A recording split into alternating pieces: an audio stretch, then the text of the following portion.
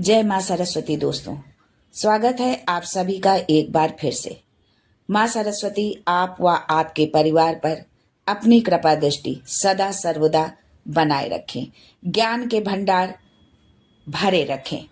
दोस्तों, हिंदू धर्म में किसी भी शुभ व मांगलिक कार्य की शुरुआत से पहले शुभ मुहूर्त का विचार किया जाता है, लेकिन हिंदू धर्म ग्रंथों में कुछ दिनों को अबूझ मुहूर्त के तौर पर देखा जाता है। यानी उस दिन बिना किसी मुहूर्त को देखे शुभ काम जैसे मुंडन संस्कार, भूमि भवन व वाहन की खरीदारी या गृह प्रवेश आदि किए जा सकते हैं। ऐसा ही खास दिन बसंत पंचमी का भी है। इस साल बसंत पंचमी उदया तिथि के अनुसार 3 फरवरी को मनाई जाएगी, लेकिन कुछ जगहों पर बसंत पंचमी का पर्व 2 फरवरी को भी मनाया जाएगा। हिंदू पंचांग के अनुसार बसंत पंचमी हर साल माघ माह के शुक्ल पक्ष की पंचमी तिथि को मनाया जाता है। इस दिन बिना किसी मुहूर्त को देखे कार्यों को संपन्न किया जा सकता है। तो आइए हम जानते हैं कि बसंत पंचमी पर विद्यार्थी अपने जीवन में सफलता पाने के लिए कौन से वो उपाय करें जिससे उन्हें जीवन में सफलता पाने से कोई नहीं रोक सकता है।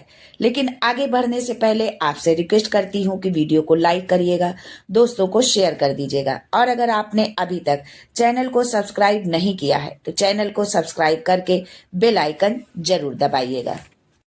सरस्वती पूजा के दिन कई लोग अपने अपने तरीके से माता सरस्वती की पूजा आराधना करते हैं। शास्त्रों के अनुसार बसंत पंचमी के दिन माता सरस्वती हाथों में पुस्तक, बीड़ा और माला लिए श्वेत कमल फूल पर विराजमान होकर प्रकट हुई थी।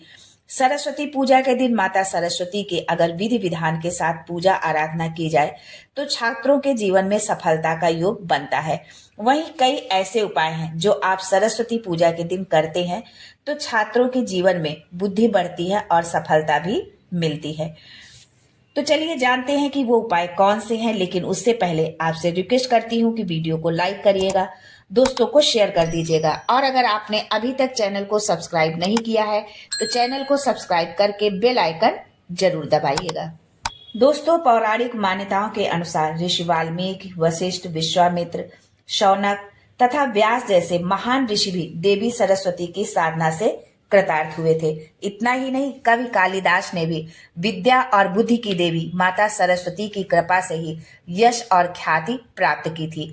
स्टूडेंट्स को भी यदि विद्या, बुद्धि, वाणी और ज्ञान की प्राप्ति करना है तो बसंत पंचमी के दिन माँ सरस्वती की आराधना और उपाय जरूर करना चाहिए, जिससे उन्हें माता सरस्वती की विशेष कृपा प्राप्त हो।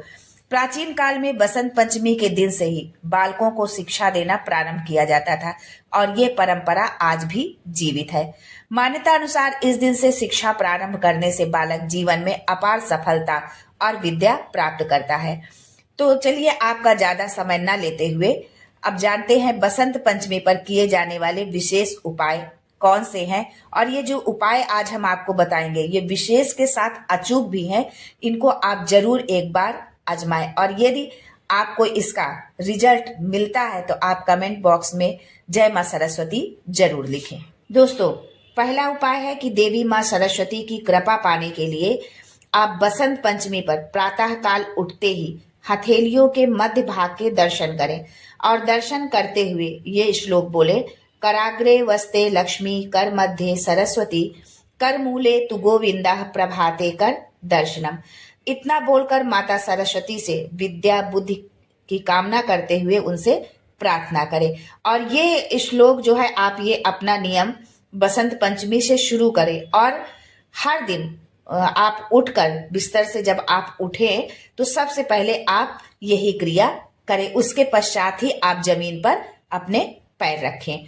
दूसरा उपाय है कि वाक सिद्धि के लिए बसंत पंचमी पर अपनी जिह्वा को तालू में लगाकर सरस्वती के बीज मंत्र येम का आप जाप करें, उसका उच्चारण करें। तीसरा उपाय है कि जो बच्चे मंद बुद्धि के हैं या जो बच्चे चाहते हैं कि उनकी बुद्धि बहुत कुशाग्र हो, तेज बुद्धि के हो, तो उन्हें जो है ब्राह्मी, मेधावटी, शंख पुष्पी देना आप आरंभ करें, और ये उनके लिए जो है बहुत ही लाभकारी सिद्ध होगा। चौथा उपाय है, यदि आप किसी विषय को कठिन समझते हैं या बार बार पढ़ने पर भी समझ में नहीं आता है और आप जब भी परीक्षा देते हैं तो उसी विषय में आपके मार्क्स जो है कम हो जाते हैं और बहुत मेहनत करने के बाद भी आपको उसमें अच्छे नंबर नहीं मिलते, आपको वो समझ में नहीं आता है। मतलब आपने पढ़ा तो है उसको, पर जब आप परीक्षा देने बैठते हैं तो आपको वो विस्मृत हो जाता है, भूल जाते हैं आप, और जो है अच्छे से उसका आप आंसर नहीं लिख पाते हैं। तो आप जिस सब्जेक्ट को आप कठिन समझते हैं या किसी सब्जेक्ट में कोई टॉपिक ऐसा है जिसको कि आप कठिन समझते हैं, तो उसमें आप मोर पंख जो है रख ले बसंत पंचमी के दिन, तो इससे आपको बहुत फायदा होगा। जिनकी वाणी में हकलाना तुतलाना जैसे दोष हो, इस दिन बांसुरी के छेद से शहद भरकर तथा मोम से बंद कर जमीन में गाड़ दें। यानी बांसुरी जो होती है उसके छेद में से उसमें शहद भरें और मोम से उसको बंद कर दें और फिर उसको जमीन में गाड़ दें। ऐसा करने से बहुत आपको लाभ मिलेगा। वाणी धीरे धीरे आपकी स्पष्ट होती जाएगी और जो हकलाना तुतलाना है वो धीरे धीरे खत्म हो जाएगा। छठा उपाय है कि जिन छात्रों का पढ़ाई में मन नहीं लगता है, जिनके माता पिता परेशान है कि बच्चा हमारा पढ़ता ही नहीं है, मन ही नहीं लगाता है, तो उनके लिए ये उपाय है कि उन्हें बसंत पंचमी के दिन माँ सरस्वती को केसर या पीले चंदन का उनको तिलक लगाएं। माँ सरस्वती को पीले रंग के आप स्वयं भी पीले रंग के ही वस्त्र आप धारण करें, माँ सरस्वती की पूजा करें और पूजा स्थल पर किताब और कलम जो है आप अवश्य रखें। इस उपाय से ज्ञान, बुद्धि और विवेक का आशीर्वाद आपको प्राप्त होगा और धीरे धीरे आपका पढ़ाई में भी मन लगने लगेगा। ये उपाय जो है, जिन बच्चों का पढ़ने में मन नहीं लगता है उनके माता पिता ये उपाय जरूर करें जो है अपने बच्चों के लिए। सातवां उपाय है कि यदि आपका बच्चा पढ़ाई से जी चुराता है तो बसंत पंचमी के दिन बच्चे के हाथ से माँ सरस्वती को पीले रंग के फल और फूल अर्पित करवाएं। देखिए कभी कभी क्या होता है कि बच्चा हमारा कुशाग्र बुद्धि का है, बहुत तेज है, बाकी सारी चीजें उसे बहुत जल्दी समझ में आती है, लेकिन वो जब पढ़ने की बात करते हैं तो उससे वो जी चुराने लगता है, अपना ध्यान नहीं देता और कोई ना कोई बहाने बनाता है। तो उनके लिए ये उपाय है। इसके अलावा माँ सरस्वती का एक चित्र जहां बच्चा आपका बैठकर पढ़ता हो, जो स्टडी रूम हो या जिस स्थान पर वो बैठ के पढ़ता हो, वहां पर माँ सरस्वती का चित्र जो है जरूर लगाएं जो है। आठवां उपाय है दोस्तों, शिक्षा में सफलता के लिए मेहनत के साथ ही अध्ययन कक्ष का सही दिशा में होना अति आवश्यक है।